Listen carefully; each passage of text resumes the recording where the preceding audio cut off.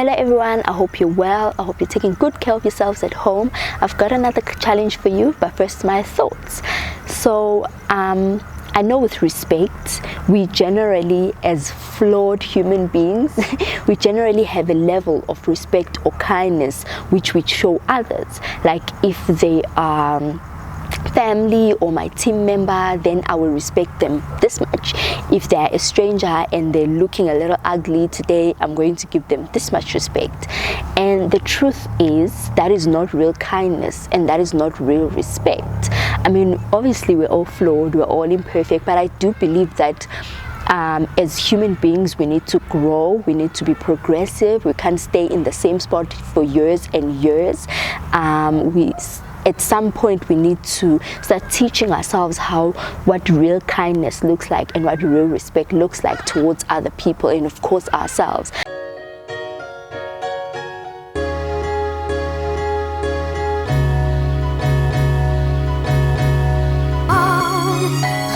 Did do a video slash a challenge about respecting yourself and honoring yourself. I'll link it down below. But anyway, so at what level do you respect the people around you or people that don't even look like you? The truth about respect is that it will always come back to respect, kindness, rudeness. Any action that we do towards the next person will always come back to you. So if you're rude, if you're mean, that will always come back to you. It may not come back to you from the same person that you disrespected or was rude to, but it will always come back to you one way or the other. So that's why it's always important to stay kind to people, to show people unnecessary kindness, and to go out of your way for people. I say this knowing full well that human beings make other human beings angry and frustrated and betray one another and hurt one another, but I think the healthier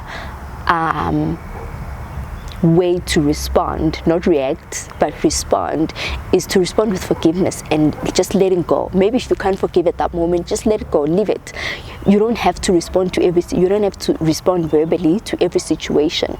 Sometimes silence is literally golden, like it will get you far. Always remember that we have to live with the consequences of our actions. We have to live with the consequences of our choices and our decisions. So imagine this. Imagine you are rude to this lady or this man, and he probably was having his own bad day, and you guys were rude to each other. And then 6 months later, you walk into your dream, like this is your dream job.